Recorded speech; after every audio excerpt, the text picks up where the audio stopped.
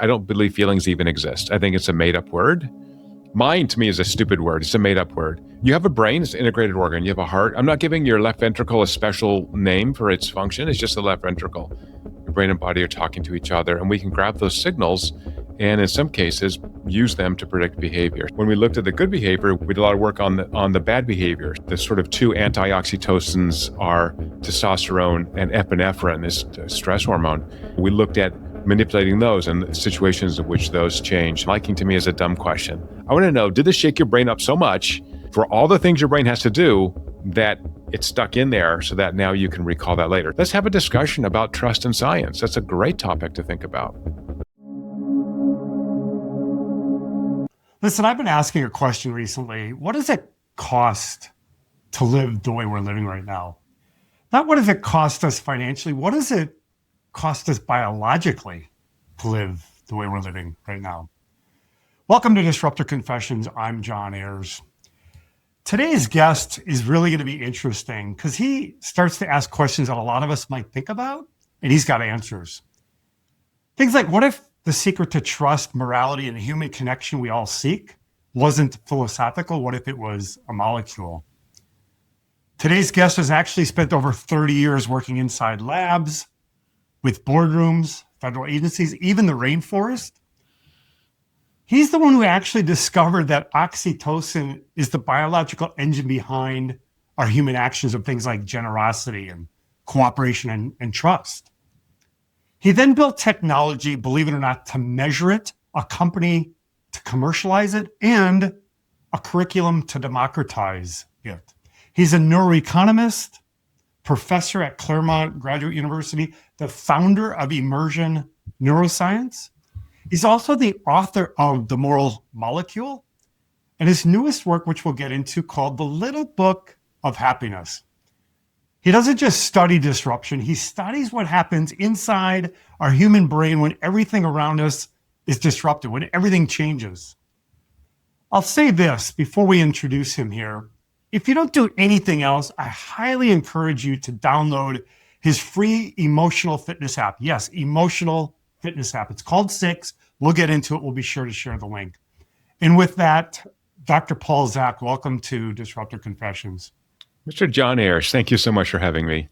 Paul, in our brief conversation we had a few weeks ago in prep for this, I was just so inspired because you've been doing this so long, but I sense you still have like this organic passion for your craft. Is that true? I am. I wake up every morning excited about building technology and knowledge to make the world a little better place. So, what's not to be excited about? You're one of the most highly cited scientists, and your studies and works has been basically visited by so many others in your white papers and your writings. But I wanted, in researching who you are and your background and learning about you, I want to kind of take it back to ground zero. And in fact, we do have some similarities. I grew up Catholic, you grew up Catholic. Mm-hmm. I believe your father was an engineer, and I kind of want to start there because I sense there's something, and you can share however much you want, but I sense that there was something about your upbringing with an engineering father, and I would say a strict Catholic mom. You were a curious kid. Can you just tell us what happened when you were growing up that you felt like there's something curious about that experience that maybe drove you? Yeah, I think my mom was a very black and white thinker, a good critical thinker, but ultimately everything went through religion. Well, the Bible says this, it must be right. Well, okay. I mean, the Bible says lots of things that kind of vague, like how do we actually know, if something is true or untrue? And the missing component of your intro, John, which is so kind, is I have 3 sisters and no brothers and a father. And so basically, as soon as dinner was over, we would repair to the garage and just build stuff. We built computers and calculators and, took apart engines. And so, what I kind of learned from my dad was just a sense of play. He was not educated. He learned some techniques in the military, but basically was a self-taught engineer. And so, managed a lab at UC Santa Barbara. And so I just got to be around people who were just building stuff and playing with stuff and just figuring stuff out. And I think that was a great benefit as a young person just to go, basically can't break this thing, you can't get hurt, do whatever you want to do and see what happens. Interestingly, my father, who passed away last year at 93, later in life, I kind of realized, oh, what a gift that was to just have time to play. Because we're trying to avoid a lot of, the drama in the house. And I told my dad that. I thought he'd be so happy. And it was just like, typical engineer, just nothing. We're like, hey, thanks for that gift of curiosity. He's like, okay, whatever. Yeah. So, well, you're on the garage tinkering, basically. Yeah. And I still like that. I mean, in my lab, one reason I think we've been so successful and well cited is that we just start making stuff. We're like, well, you can't measure oxytocin, the acute response of oxytocin in humans. You can only do that in animals by drilling a hole in the skull. Like, well, why can't you do it in humans? I know I don't want to drill a hole in human skulls, but again, understanding the neuroanatomy, there's always a way. There's a back door. There's a way to come in sideways. And same thing with the technology company I built. Like, as you know, in the startup world, you basically build what we call an MVP, minimal viable product, and just see if it works. And if it doesn't, or it does, you're getting feedback. And so I think one of the great things about just being a tinkerer is you lean into failure. Failure is a great learning opportunity. And that's what my dad saw, and that's what I kind of adopted as well. I love to fail. Failing means I learned something. So at what point did you realize you were kind of digging into this oxytocin, and did you sense that there was something from that upbringing that was connecting to the work that you were starting to do? Did you ever make that connection or no? I think certainly not at the time. In retrospect, sure. Trying to understand where human goodness comes from. I mean, has deep, theological and philosophical roots. But at the time, I was really working on trying to understand just a mechanism through which anybody would be nice to each other. So again, my PhD is in economics, but undergraduate in biology and postgraduate in neuroscience. And so I was thinking, if I use all these tools, I can be a better predictor of human behavior. And, I think of cooperative pro-social behaviors as like water for fish. You just don't even know it's there, or air for humans. Mm-hmm. And yet it's everywhere. We talked about this when we prepped last week, but like being on an airplane for 5 hours, being shooken up with a bunch of strangers, that's really, really unusual behavior, right? Occasionally we get bad behavior, people drink too much or whatever, but there's just very few other animals that will put up with that. I mean, dogs will, because we made dogs, right? Basically to be our little buddies. So there must be something special. And I'm a mechanism guy, right? I'm a tinkerer. I want to find the mechanism causing something. And so there was a rich animal literature on oxytocin, showing that oxytocin in animals helps animals identify safe members of their species. Well, that kind of sounds like trust. And if you take it one step further, that could be helping behaviors. And so that was the kind of origin of it.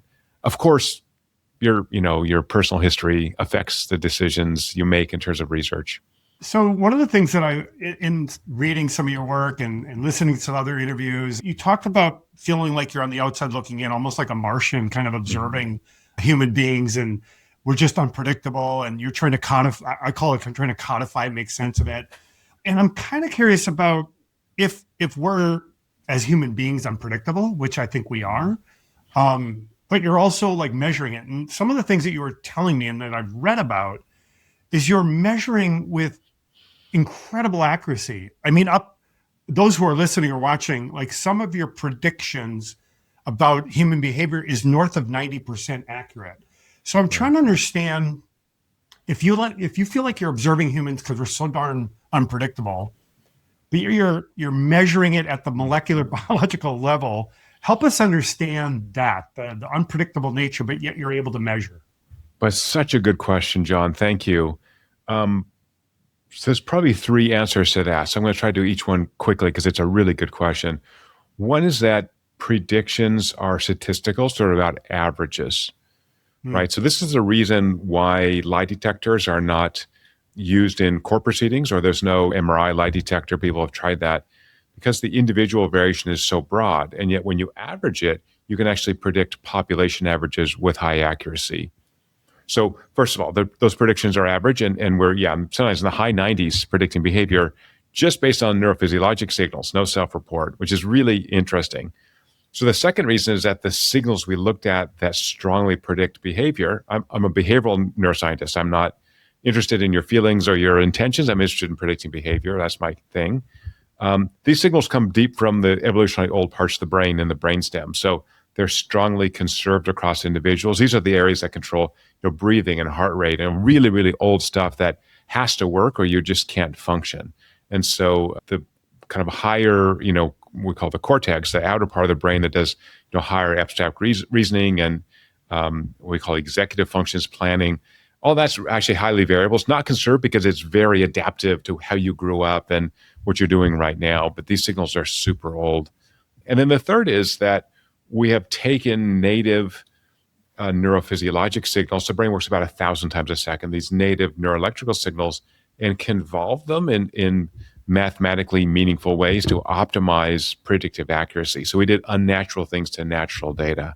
So those, I'm just going to summarize real quick because that was a long answer. So one is we're good at predicting averages, not individuals. Right. The second is these systems we discovered that predict behavior are very similar across individuals. And third is that we actually took native signals and mathematically changed them to maximize predictive accuracy. Paul, I want to skip around a little bit. Some of our listeners might be familiar with your work, the breadth and depth of your work, kind of work. You had a famous TED Talk, which we'll touch on some of those topics. Yeah. Certainly the books you've written. But I want to ask you real quick, just on what you said about these three areas. You mentioned the word feeling. Mm-hmm. Can I ask you how do you define tell me about what your take is on the word feeling? Right. So there is a distinction in neuroscience between feelings and emotions. So feelings are your conscious guess at your unconscious physiologic state. Emotions are of a physiologic state. So that's objectively measurable. I'm not saying feelings don't matter. Actually, I'm very much of a reductionist. I don't believe feelings even exist. I think it's a made-up word. Mind to me is a stupid word. It's a made-up word. You have a brain, it's an integrated organ. You have a heart. I'm not giving your left ventricle a special name for its function. It's just the left ventricle.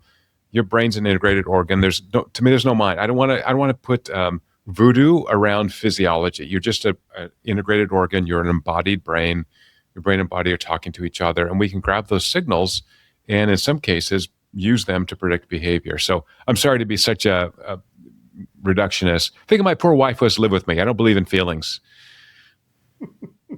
Well, so here again, this is why I wanted to poke at it, because we touched on that a little bit, but the word feeling, I think, really gets to the heart of this conversation, because I think most of us don't think at that granular level. I don't separate feeling from emotional. Maybe I do, but not at the level, not at the degree you do, because you're actually trying to measure what is actually happening in the body, in the human body. So I just find that super interesting. I want to jump back to, we talked a little bit about your origin story, I guess, growing up and having sisters and a father who would tinker out in the garage and kind of this doctrine of religion and Catholic faith. What were you doing in your 20s and 30s? Like what was happening in your earlier part of career, finishing school, going through school? What were you doing back then? Yeah, I think that I'm going to skip to the end, which is, I'm a super practical person. So, when I go to some of the big neuroscience meetings and you see these graduate students who spent 5 or 6 years, slicing up rat brain and, and I say, what are you working on? Like, oh, well, something about memory. And, I got to solve a problem now. Like, I grew up poor. One reason we tinkered is we didn't have money for stuff. We just had to make stuff ourselves. And so I'm very problem focused. So I had to put myself through school. I went to a year of kind of technical college and managed shoe stores for a couple of years and saved money. And then at 21, started to go to college and then had a wonderful mentor who sort of saw like, oh, this kid's pretty bright and motivated. And, have you thought about graduate school? I'm just trying to get a degree and get a better job. Like, I'm just trying to be practical. And then was really kind of mentored and said, well, take more math, take more computer science, and kind of build up your tool set. And was really blessed to get a full fellowship to study at University of Pennsylvania for my PhD. Could not have afforded to go to an Ivy League school, and got really good training. And they sort of left me alone. Kind of Penn was a weird place, but they sort of left me alone. And so I just started doing my own thing. Like, I had my better background was in biology, not in economics. So I just took biology classes and computer science classes and math and kind of put together this. They didn't know what to do with me, actually. Like you seem, again, like a Martian or some other species. And so neglect for a graduate student usually is a death knell. You just don't have a good career. And I was very lucky to be hired at a university like Claremont that was kind of heterodox and just said, hey, you seem like you're doing interesting stuff, and we like interesting people doing interesting stuff. You don't have to be in some narrow little niche. My first advisor said, if you've been hired at Princeton, you never would have done the things you couldn't. You have to get tenure. Like you have to be very, very narrow. But at Claremont, it was like, if you're doing stuff that's interesting in biology I publish in law and political science and neuroscience, you name the field, because I'm a tool guy, right? So I can take these tools and apply them other places. And that actually led to the founding of the company, which is, hey, we're making tools in the lab that kind of could be useful for people outside the lab. How can we commercialize these so that society can actually use them and create better experiences for humans? And that's kind of my role in the general purpose of my life. How do we make better human experiences for everybody, if possible? This takes me to where we really want to kind of get into the meat of some of your work from years ago and even today. But I don't know if you love or hate some of these terms, but they called you Dr. Love years ago. You called oxytocin, I think, the moral molecule. I think back then, you can tell me which years that we're talking about specifically. The academic world, the scientific world was starting to push back on how you were labeling it. I think, being called, Dr. Love, the critics said you were oversimplifying oxytocin. You were oversimplifying kind of this moral molecule. I guess my question, first of all, maybe just help us understand kind of what you were speaking about at that time. What year is this where it was really becoming well known? And then maybe what did you get right? What did you maybe miss back then? Maybe just walk us through some of that. Yeah, great question. So we're talking about the early 2000s. First oxytocin publication in our lab was 2004. We had two more in 2005. By 2005, I'm on TV. But no one had really found a mechanism to, that strongly predicted positive social behaviors. And if you're first, it means you're going to not have all the subtleties that now 20 years plus of research have developed.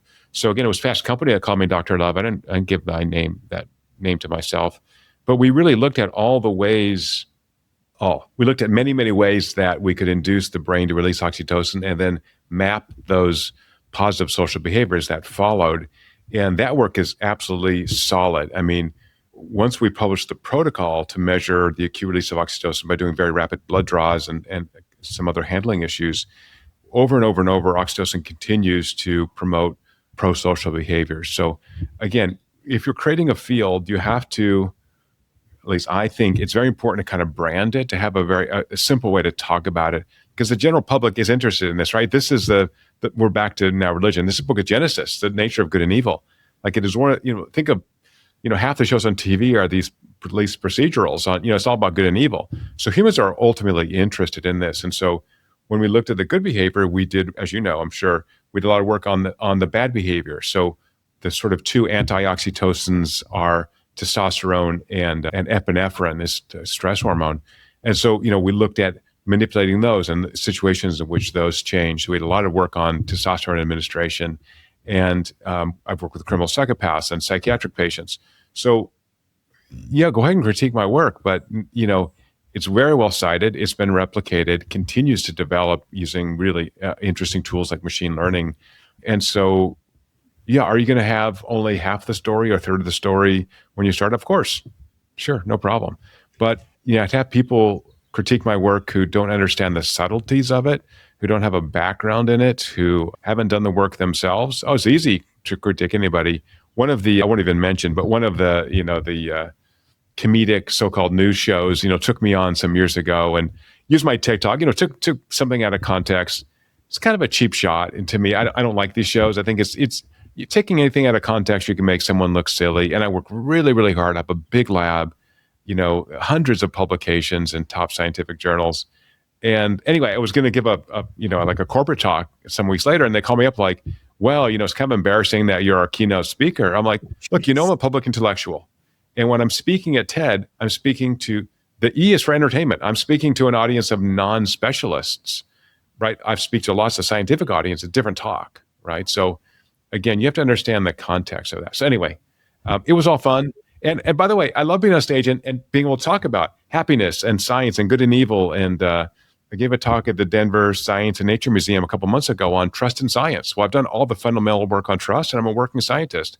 Like, okay, I'm kind of the best person to give this talk. And so public lecture, let's have a discussion about trust in science. That's a great topic to think about. So, Paul, what's interesting about what you just shared, and this is where those who are watching or listening who have watched other episodes of Disruptor Confessions, people are probably going, why are you having Paul on? Why? Because John, I work in marketing strategy, and I've been kind of driving towards marketing strategy for companies, for businesses. How do you connect an audience to a brand? How do you build trust, that trust relationship between a product or service and the customers, that they serve? That's really where I've lived. Now, we've had people who have talked about that from a strategic standpoint, from a business standpoint. But what I find so interesting is you get to that granular level. We're going to touch on some of that because I think that's where where the rubber hits the road, if you will. This is where it gets kind of from the scientific aspects that you can bring down to the very like human, real aspects of the world that I often live in, work in. And a lot of the colleagues that I work in, a lot of the people that are probably watching, listening, they're trying to make sense of like this conversation. What does this mean for me? So at the biological level, you're really identifying what's actually happening at the molecular biological level around trust, what's firing, what's not. And as I mentioned earlier, you're actually measuring with 90% accuracy. Can you just touch on, like, you mentioned music, hit songs. Can you give us some examples? Then I want to branch off of that. So first of all, I love marketing, right? So one of my friends, Rory Sutherland, who's the vice chairman of Ogilvy, and publicly Ogilvy has used our technology, by the way, said marketing is running behavioral experiments at scale. So, I'm an experimentalist. I love that. And so, we have created technology that a lot of people work in marketing. So one of the things we also done in the lab is look at, like what you said, that kind of, holdover, that brand love. Is that a thing?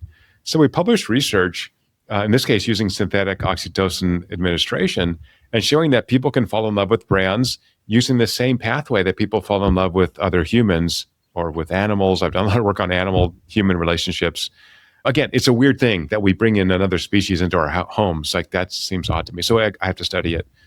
So yeah, because these pathways for connection, for love, for attachment are strongly conserved across individuals, they're evolutionarily old in our species. The reason that we get attached to brands and have an emotional result. Emotions are what tell us in the brain that something is important. That's why I'm interested in emotions. And emotions are what drive, this as a marketer, emotions are what drive decisions, right? There's a little bit of cognitive effort there, but then ultimately you go, well, I just love this thing, I'm going to buy it. And so by creating technology to measure that, then we can actually create better marketing. Again, there's no brainwashing.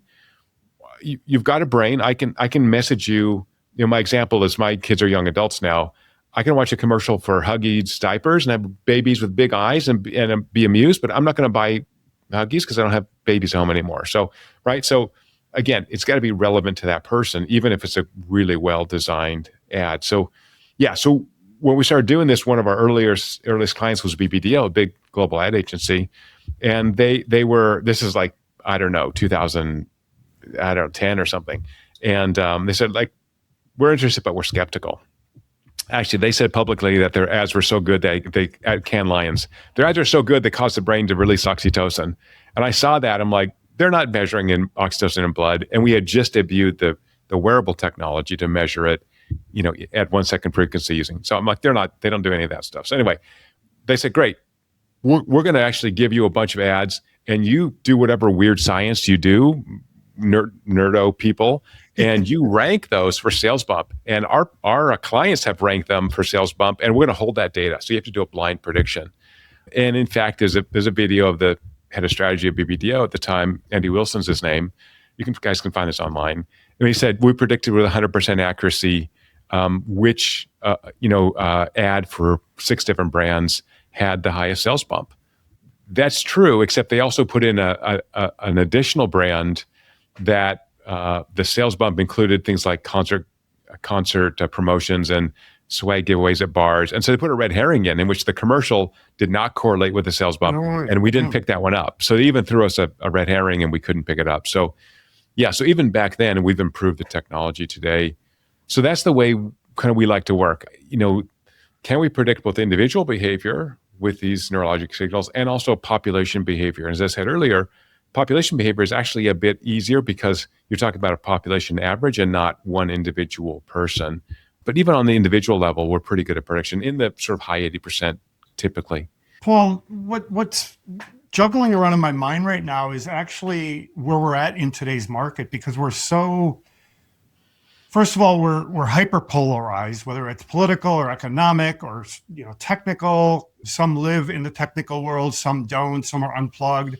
It just seems like everything's driven by an algorithm. So my question to you is that changing how you're able to measure? Are we biological, impossible to scale this term of trust and be able to do that at scale? What's happening in today's world? How has that shifted your thinking on your research? Yeah, we've done a lot of work on trust and the release of oxytocin at a distance versus in person. So as a kind of concrete example, something that I've heard people do, you and I have never done this, John, because we're too macho, but I've heard that people occasionally cry at movies. What's that about, right? If you're cognitively intact and this is a fictional story, these are paid actors, why would you cry at the end of the movie when the boy dies or the dog dies or something happens? So we don't need, because again, we're so neuroanatomically, we're so sensitive to social emotional information, we do not need that in-person relationship to have it. And yet we look at the bandwidth hitting the brain on an in-person interaction versus digital, and it is higher. So again, digital can be fine, but that in-person, I'm getting smell, I'm getting touch, I'm getting much more resolution in the areas of the face that show emotion, like around the eyes.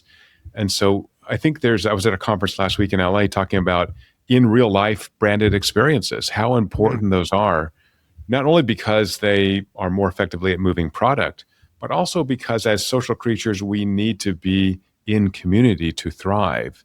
And as you know, my current work is in emotional health, and thanks for that promotion for the 6 app, and really happiness. How do we live longer, happier, and healthier lives? So, the last couple of books I've written have really been about how to create extraordinary experiences, which are great for businesses because then I drive up customer lifetime value. I love being here. I've become a raving fan. But it turns out it also is very good for that human. So I do think businesses have almost a sacred duty to create extraordinary experiences, both to sustain their own profits, but to allow human beings to experience the extraordinary, which is rare. So I was on a podcast this morning on a guy who promotes music concerts in real life. And we're talking about why concerts, all of a sudden you break down all these barriers. You're hugging people, you're dancing with people you don't even know. Then afterwards, you're sharing these stories. Why? Because we've had this emotional experience in community, right? And so we had that wonderful Catholic word communion, right? I think the music festivals are a quasi-religious experience in which you have communion by being around others and having that shared experience. So I mentioned about how we're just seemingly polarized, algorithms, news cycles, political, what have you. Are you sensing, and maybe that's a terrible word in your scientific language, but do you see the need for what you just shared, what you just said about the shared experience, this human, real, tangible, in-world, in real life experience? Is there a growth? Is there a need for that as we go more and more into our digital bubble? Do you see that that's going to be a bigger need? Yes, and so I'm sorry, I reject the premise. I think there are the objective evidence is that we're less polarized than we've ever been. We had a frickin' civil war, man. We were totally polarized. You look at the 1800 presidential election. Thomas Jefferson called John Adams' wife a whore. I mean, this is some. You think Trump is nasty? Like this is right. This is what humans do because we're fighting to get position and all that. I read somewhere recently that 80% of social media is done by like 5% of the people. So this is not a public square. This is just people yelling. So anyway, incomes are up, right? Our incomes have been growing. There's income distribution, but who cares about that? Incomes have been raising year after year after year, and people who are in the lowest income quartile hardly stay there for more than a year on average, and people in the highest quartile also move out very quickly. So we all get along. Just walk down a city street or a mall, say hi to someone, they'll say hi back to you generally. So anyway, but I think in the world of increasing automation with AI, the need for human connection is even higher. And so we need that physical connection. So one thing I started doing, we talked about this last week, but one thing I started doing years ago is saying hi to people in the elevators. Don't pretend like there's no one there. You're in a freaking box with other people. You can say hi. And part of those people, like in a hotel or, because I travel a lot and people have luggage. And hey, where are you coming in from? And half the people, you have a nice 20-second conversation. The other half are kind of freaked out a little bit, which also makes me happy for some strange reason. Like, we both know we're in a box together, right? Why not just be friendly? Yeah. So I think, what we found to finish this thought, what we found for the oxytocin research and more generally this network in the brain that I've called immersion that values social emotional experiences is that someone has to initiate that potentially virtuous cycle of starting out and being kind and having that oxytocin release in somebody else. Right? Oxytocin is a responsive neurochemical. If I do something nice, I cause you to release it. It's like the biological basis for the golden rule. But someone has to be nice first. So I'll be the nice person. It's not my nature, by the way. I'm an introvert. I don't want to talk to anybody, but I'm training myself to be that connector. Haven't you been to conferences where, like you go to breakfast? I get up early, so I go early breakfast, and people are separate tables. And I've literally gone to conferences Right, everybody goes to their own little table. I'm like, okay, you guys, let's all say this. Come to my table. We're all the same damn conference. Why are you sitting by yourself reading your phone? It's insanity. So I think we just need someone who's that catalyst. So if that gets me the name Dr. Love, I'm fine with it. Let's all get together. We are a real human community, and we're less polarized, I think, than we've ever been. 3 weeks ago, actually, I was in Saudi Arabia, 4 weeks ago. So I just missed all the fun. Man, the changes there are amazing. Met some amazingly bright women. I was working at the Ministry of Health. The changes you see in Saudi Arabia are fantastic. And what a wonderful place to be. I was just overwhelmed by how well it's functioning. And so are the Saudi people so different than Americans or Europeans or Japanese? I don't think so. I think they're people. Yeah, yeah. This brings up the word value and kind of bridging what I was saying earlier about the marketing work that I do in strategy and business, in the business context.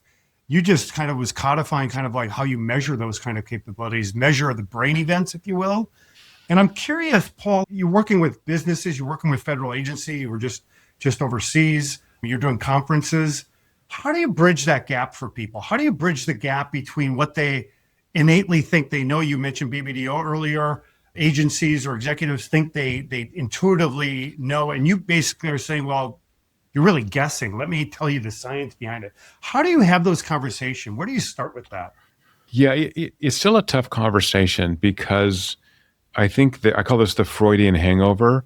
We think from this drug addict Freud that if I just poke you the right way, I can make it the unconscious conscious. The brain doesn't work that way, nor does the liver, nor does your heart. So most of what your brain does, maybe 99%, is unconscious. And so because the brain creates language, we think it has some insight into its own workings. It doesn't. So again, I think that, as you said earlier, the proof's in the outcome. If you're asking people if they like something and that doesn't predict your sales bump or your movie ticket sales or your retention from training, you're just asking the wrong question. Liking to me is a dumb question. I want to know, did this shake your brain up so much for all the things your brain has to do that it's stuck in there so that now you can recall that later? So if I see a great ad and I walk down the grocery store and see an end cap with that same ad, that same font, the same baby for Huggies or whatever it is, I go, oh yeah, Huggies, they're the best diaper. I should buy those, right? So that's that brand love. That's that emotional attachment that we can build. But it's the same thing. It's almost identical for attachment to your romantic partner or to your child or to your friend. Those mechanisms, they're a little bit different, but they're very, very similar. One of our early subscribers to the Immersion platform we built, so anyone can measure what their brain loves, called Immersion, this valuation network in the brain, the give a shit measure. And that's exactly right, because the brain is so energy hungry, it just wants to idle.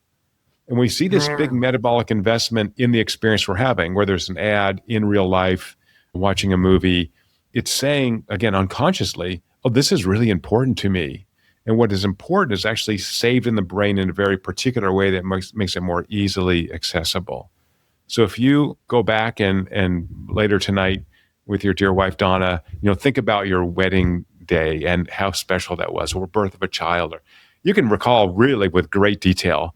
But I ask you, what you had for breakfast, 3 weeks ago, you have no idea, not important, right? So again, the brain it can't keep everything in memory. So it just has to tag things with emotions that say something's important. So from a marketing perspective, I've got to communicate in a way that tells your brain this is so important, you ought to at least consider purchasing this product or service or remembering it or sharing it. So using that example of an end cap at a grocery store where there might be a color scheme, a font, a picture of a baby, something that is recognizable and you think, well, I've seen that before. That's from the brand product perspective, if you will, the brand identity. I often think about customer audiences, segments, personas. You threw all that out. You're like, John, that's not the right way to think about it. Can you talk about that a little bit? I don't disagree with you, John. No, I'm sorry if I said that. I didn't mean to say that. In the platform we build, we can identify personas neurologically. They often have consistent demographics within a persona. So who are your super fans? Well, we can find that. Who has the highest neurologic immersion, say, when they watch this ad? That's pretty useful intel, right? Again, you may not be able to get that by asking people. Generally, you can't. But then use that demographics you have about them in order to then do some targeted marketing. So I'm okay with personas. And a lot of times, again, they line up with demographics or with psychographics. I'm cool with all that. I really want to get into this because those who are watching this who are individuals, maybe not executives running a company, but more for themselves. Basically, Paul, I'm trying to figure out the pace and scale of disruption that's occurring right now with AI, with technology, the business world. It's disruptive, if you will. One of the reasons why we created the podcast and kind of the name that we have.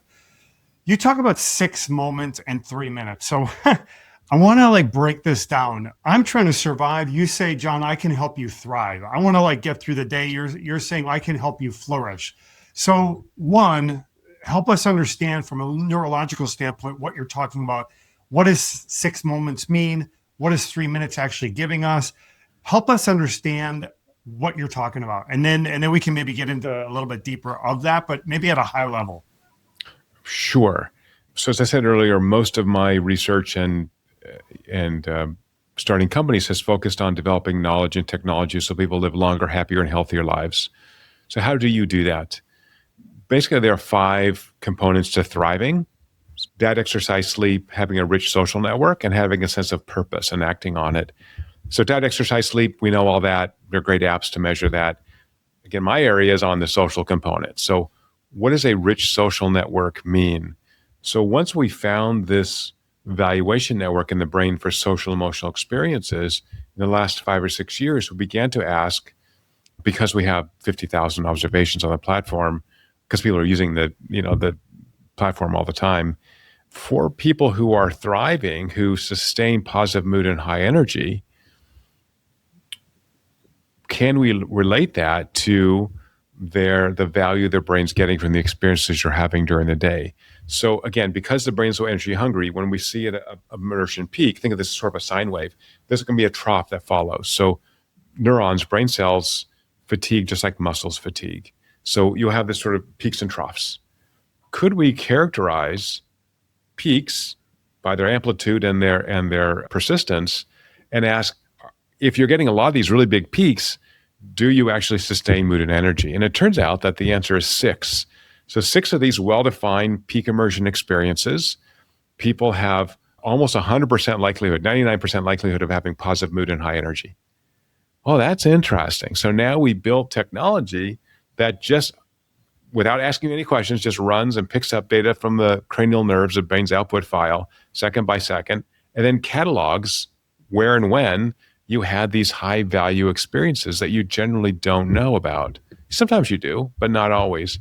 And then get people a goal and build in gamification and a social layer so that we can build up, as you said earlier, what I call emotional fitness. We're going to practice like talking to people in the elevator. I'm going to practice being a better social creature. So in the data, about 80% of these high value moments are social. I said this to you, I think, when we were chatting last week, but I live by the beach in San Diego and in a hilly area, and I can walk up and watch the sunrise in the morning, and that may be a key moment for me. But John, if you and I walked up together, we hiked up this hill and we're tired for half an hour, and we go, oh my God, look at the sunrise. That'll be much better experience, right? Doing it together. So, and we ought to do that sometime, obviously. Well, how do I know if I'm having a moment? Technology. Do Right. I have 3 moments a day? Do I have 10, 12? Is there too much, not enough? Like you said, you can codify it. Help us understand, like, how do I know?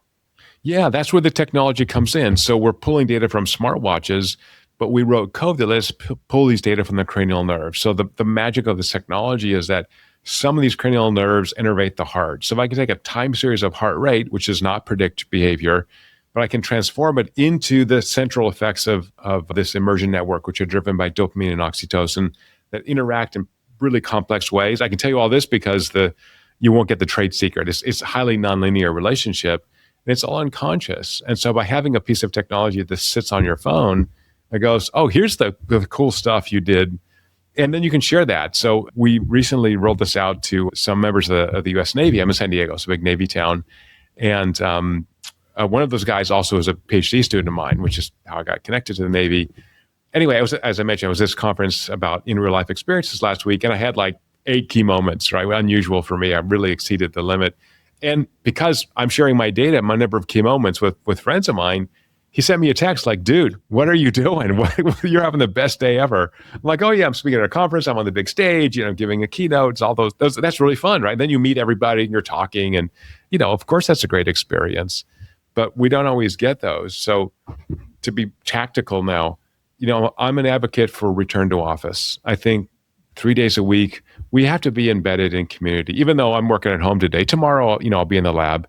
And so I think as we are more separated physically from each other, we also become separated emotionally. And we actually need that emotional connection. We can get it on this. This is fine. We're having a nice time. I think I'm having a nice time. Hope you are. But Right. in real life, if we're hanging out, having a coffee and goofing around or a beer or whatever, it's going to be more valuable, that experience. So that's, I think, the takeaway is we want to have valuable experiences. What's valuable for you is different than what's valuable for me. And so by having an app that just catalogs this, by the way, the app's free. You just use it. It's called Six. It's on the App and Play Store. And there's a premium version. People can pay for that if they want more features. But basically, just use the free app. I'm okay with that because now we have a language and a way to measure what I need to do personally to live a longer, happier, and healthier life. And now we're back to oxytocin. A lot of that is pro-social. How do I have these amazing experiences with my friends? I have to invest in those relationships. So this is why I wanted to have some of the backstory, because to jump into this early in the episode, I think would be difficult for people to grasp. But those who are watching or listening, you can see Paul's trajectory, his background, his research, and then now what he's been building and developing and now sharing with the Six app. So Paul, like, is one moment different than the next? For instance, I scull on the water. I go to the marina in the morning. When you're out walking, I'm in the water. Is that a moment for me? Probably. Yes and no. What we found in the data, and this is consistent with lots of other published research, is that to thrive, we actually need to have additional challenges. So the nice thing about sculling is that's a physical challenge. You probably see some people out there. You probably know people, right? So there's probably a moderately social component to this as well. But the brain actually, to continue to thrive, we need new challenges. The brain actually wants the new thing. So when you see your darling wife, you may not get a key moment because it's more energy efficient for your brain to use memory to go, oh, that's my wife. She's wonderful. I love her, than to invest the metabolic resources in this new thing. So it means even as we get older, for those of us with gray hair, we've actually got to continue to explore new things. So travel is a great way to do that. Volunteering somewhere, doing something new, changing your routine. It's really good for your brain. It requires that you now invest these metabolic resources.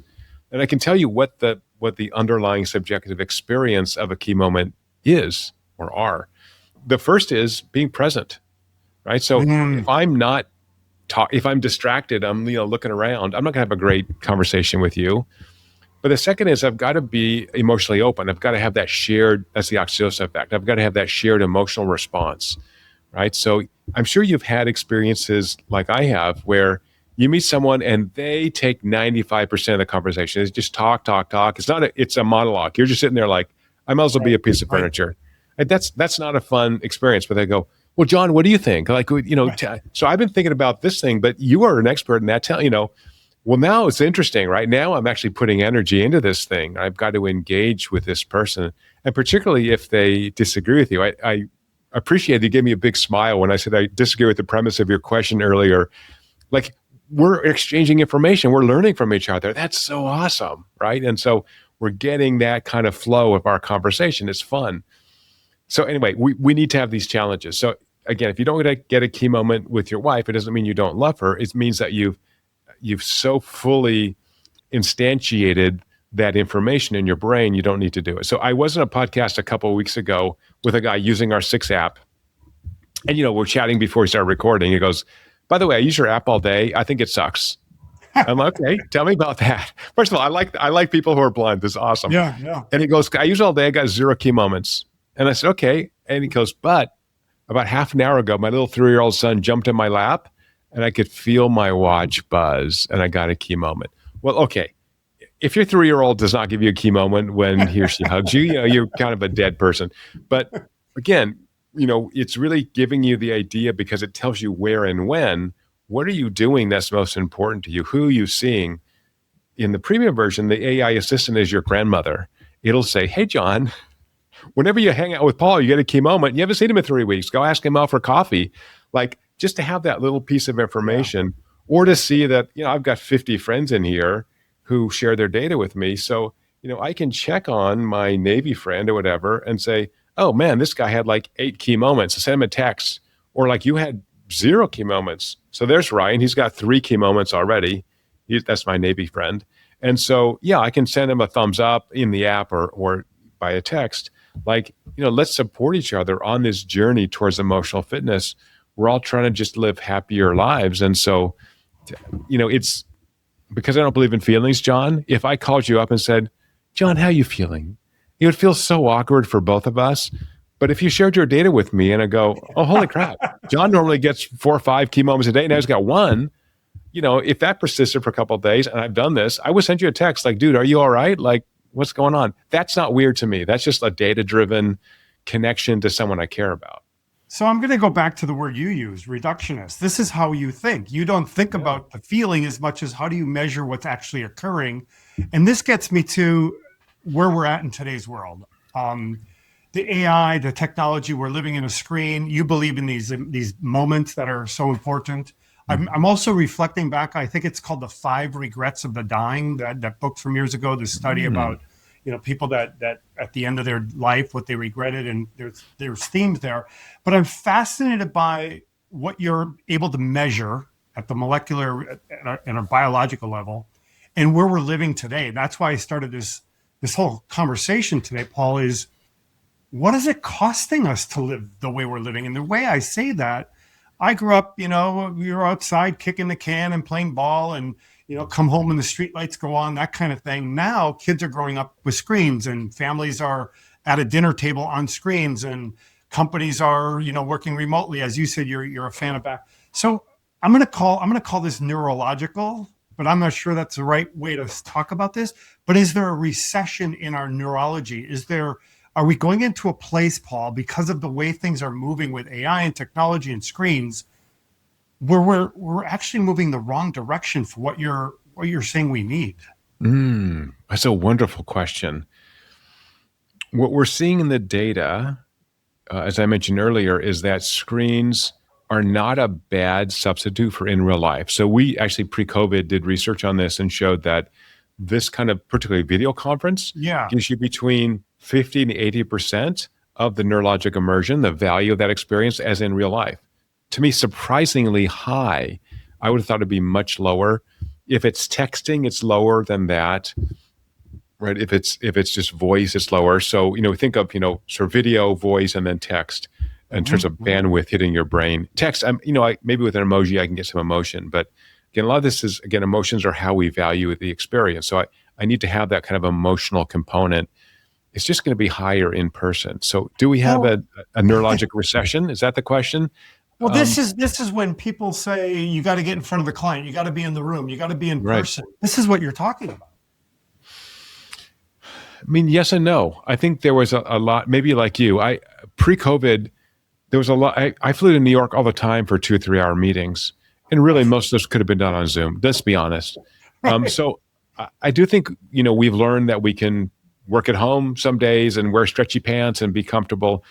The next thing about working at home, though, is, after this, I may take a walk and stretch my legs and say hi to my neighbors. And Yep. so Yep. if you use that working at home to invest in your family or your relationships or your neighbors or whatever that is, then I'm good with that, right? So I think we have to be smart about it and not be isolated. Some years ago, the Surgeon General put out a report on the loneliness epidemic. If you look at the time series data, we actually don't have a radical increase in loneliness over the past 25 years. We do have people who do feel more isolated, and we have an increasing suicide rate, which in part is driven by loneliness. So I am concerned about loneliness, but I think I'm trying to give people the tools to see that when they connect to others, it improves their mood. It generates the kind of energetic response. So neurologic immersion, this emotional state, is contagious. We published research showing that. So if I'm having a great time, generally you're having a great time too, unless you're a total grump and I don't know, you haven't slept or something. So, right. So that's, again, we're back to the concerts. We're back to the in-person experience. Go to a comedy club, take a hike with your friends. All those things are just fabulous.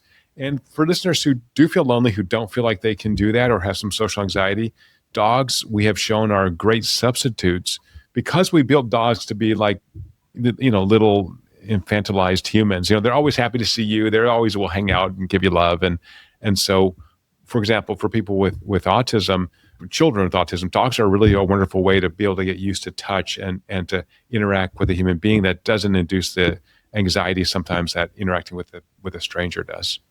Paul, can you get real specific? You mentioned like taking a walk or being with friends or going on a hike with a friend, having dinner with family, different moments. I often meditate. I mentioned rowing. You probably have different kind of things that you do. I'm trying to understand what if people want to download the app and start using this app and they start identifying their moments and they want to up their moments, does it prompt them what kind of activity or kind of moment they should be seeking? Help us understand how it works. Yeah, it works by taking your data on where and when. And if you open up your calendar to the app, it'll actually tell you with whom. So it'll, after a week, start giving you advice and go, oh, here's the catalog of stuff that you really dig doing. That's good for your brain. So do more of that. And then over time, again, because you need new challenges, it'll begin to add some noise to that system. Like, it's kind of like a recommendation engine, right? Like, you like these two movies, so you probably like this third movie. Or, you like having coffee in, I live in an area, they have a little downtown area called The Village. You like having coffee in The Village. You've had coffee with 3 people and got a key moment. Ask someone new for a coffee in The Village or whatever, or just go to The Village by yourself. And so I think, all those suggestions are important. So they're very personal. The book I wrote recently, The Little Book of Happiness. Yeah. When we're coming back to full circle, it actually starts with the 45 cardinal virtues. So virtues are virtues because they're other regarding. They're ways to build and strengthen relationships. The 7 deadly sins for us Catholic kids, they're deadly because they're selfish. It's about me. I'm more important than you. That's what makes them deadly. And people who do that become socially isolated. No one wants to be around takers. We want to be around people who reciprocate or give to us. And so anyway, the book is based on, here's the science of each of these virtues, and here's 3 things you can do to just practice getting better. And again, because I'm a hardcore data guy, here's the QR code for the app. It's free. Check your progress. Call, if it's working for you, you're going to see it in the app. The app will actually pick this up. Paul, I'm picturing someone listening or watching this right now going, well, wait a second. You're wanting to find these moments, but now you've got an app and I'm supposed to check in and measure. Isn't that just more noise? Isn't that just exactly what we're trying to get away from? Help us, and I'll use this term, square that circle. Help us square the circle. We're kind of living in this, 8-second push notification, infinite scroll life. Right. Do we need another app to measure exactly what we're trying to get away from? Yeah, exactly, because it's running in the background. It's not asking you to do anything. There's journaling. It's actually just getting real data in real time. You can look at it at the end of the day, right? You just say, oh, okay. You don't look at it all day. You don't need to know, right? What you want to do is learn about yourself. What do I need to do to be as emotionally healthy as possible? So this is like the announcement they give before the plane takes off. If we depressurize, put on your own oxygen mask first so that you can help other people should they need it. So this is like really taking care of yourself first. Again, if your diet sucks, let's fix that. If you're not sleeping well, let's fix that. Everyone should exercise, every day, at least moderately. if you're doing those things and then you start investing in relationships, then you're really going to have this comprehensive way to live a longer, healthier, and happier life. And that's the philosophical dilemma, which is even if I'm the most selfish person ever and want to extend my health span, I've actually got to invest in relationships with other people, not with robots, not with an AI chatbot. I've actually got to have other people around me. This might not be specific to your discipline, but it's probably tangential. And I'll put you on the spot. But it's probably more sociology, but are we engineering an entire generation, Paul, that is biologically or just in the pace and scale of change, technology, and disruption? Are we disrupting our own possibility of being happy? Is the kind of constant on and this 8-second disruption and doom scrolling, is that changing? Is it making you think twice about the importance of the app? It's a great question. Let me think of how to answer that from a data perspective and not a opinion perspective. Yeah. If everyone knows apps are built to addict us to these things. One of my friends up at UC Berkeley, who's Jewish, created what she called the electronics Shabbat. So take one day and just have no electronics. Just be around your family, be around your friends. That was really hard. Or at least put your phone on, do not disturb or something, and try to be really pleasant. So one thing my wife and I have done now on like date night is literally turn our phones off, put them on the table. I'm going to see you, honey. I'm going to spend, how long is dinner? A couple hours maybe if you're slow. I'm going to spend 2 hours talking to my wife and be fully present for her. So by the way, it's a great meeting effect. If you're running a meeting, actually have them turn their phones off. You can actually turn your phone off. There's an off button, right? If this is an important meeting for an hour, we're going to have phones off, you guys. Yeah, I know. You got kids, you got emergencies, you got a second, someone has to call somebody else. I need you fully here for an hour. This is important. So I think we've got to sort of set those priorities. Interestingly, both my kids independently around age 17 got off social media on their own. They just said, waste of time, too much BS. So I think we do need that kind of, Sabbath break or afternoon break. If it's really important, they'll find you. But most things are not that important.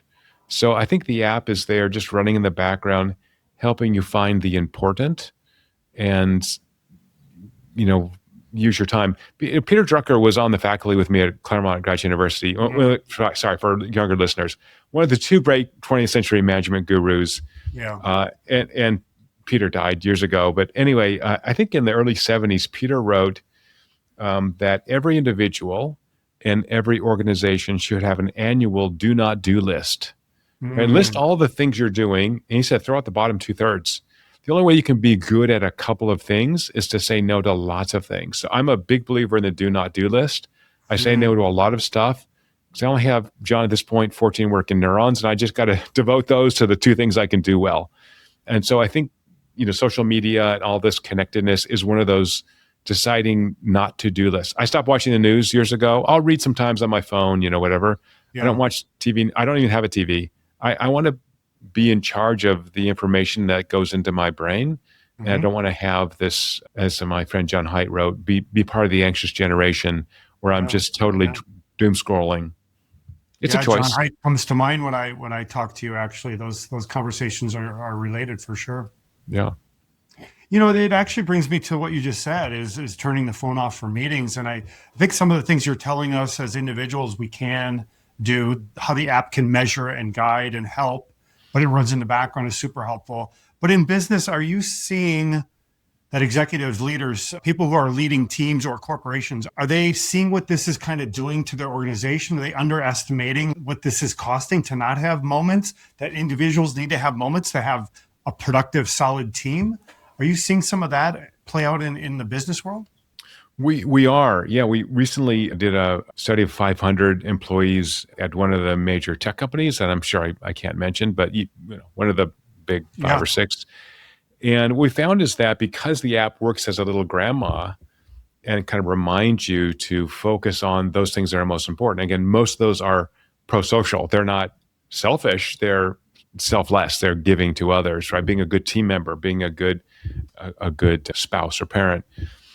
That people who use the app regularly had 14% more energy at work. They were about 7% more satisfied with their lives outside of work. They didn't come home so beat up because they're really investing in those relationships. It's like physically working out. Emotional fitness is like physical fitness. I'm going to expend this energy in order to build up my capacity.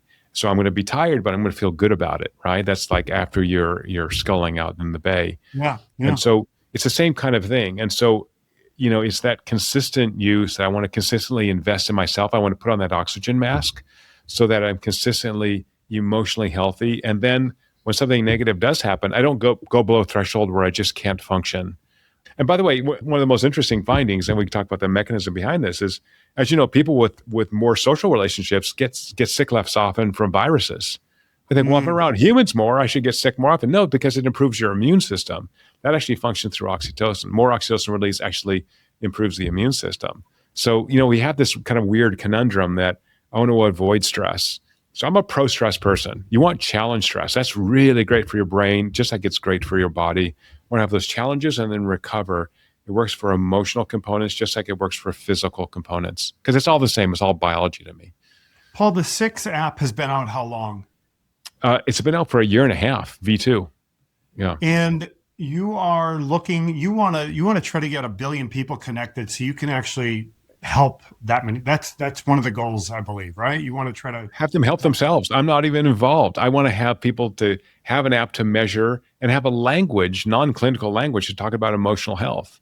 So we're working really hard to get this into Africa. We have a great partner over there, and everyone's got a mobile phone, and all you need is a cheap, any old, fitness wearable or smartwatch. I don't care what you have. I got to get signals from your body, in some way. But yeah, 1 billion people to just talk about emotional health. I think that pushes back against the anxious generation. Now we have a way to say, hey, my daughter, my son, my colleague, my friend in the Navy, having a heck of a great day. Let's celebrate. Or having a crap day. Let's just check in. I don't have to remember all those things in my little busy 14 working neuron brain. And so, yeah, I think, I'm trying to have modest goals in life, John, just 1 billion people. But if it's free, why not? And if it works for you, keep using it. If it doesn't, you can delete it. Paul, those who are listening and watching, we're actually going to continue with Paul with a whole nother episode. We've got a lot more to connect with Paul on. But I want to, before we wrap this first part, Paul, I want to ask you just, if you have an elevator pitch for the 6 app, let's say you meet someone at the grocery store and they start talking to you, or you start talking to them, that's your nature, and you just start getting into the conversation about stress, and they say, well, what's that? And what are you talking about? How do you explain this to someone who has no idea what you're talking about? Yeah, really invest in those experiences for yourself so that you can be the best you. You've got to know what is most valuable to you, and those are really going to be often, almost always, relationships. Invest in relationships, you'll live a longer, happier life. You've just given us kind of the biology of what I try to do in my business around marketing strategy, connecting brands with consumers they serve, around trust and value and connection. But you've really kind of like uncovered some of the biology the last 30 plus years of what makes us human. For those of you watching and listening, in our next conversation, we're going to ask some harder questions, and it is going to go back to some of the things we talked about in this first part, which is what's really happening. What's happening with us as human beings in a world that doesn't seem like it's really built to be in parallel with trust and connection and value. It seems like it often, to me, it's disruptive. It's going against some of those things. Before we drop, Paul, I do want to ask, where can people find you?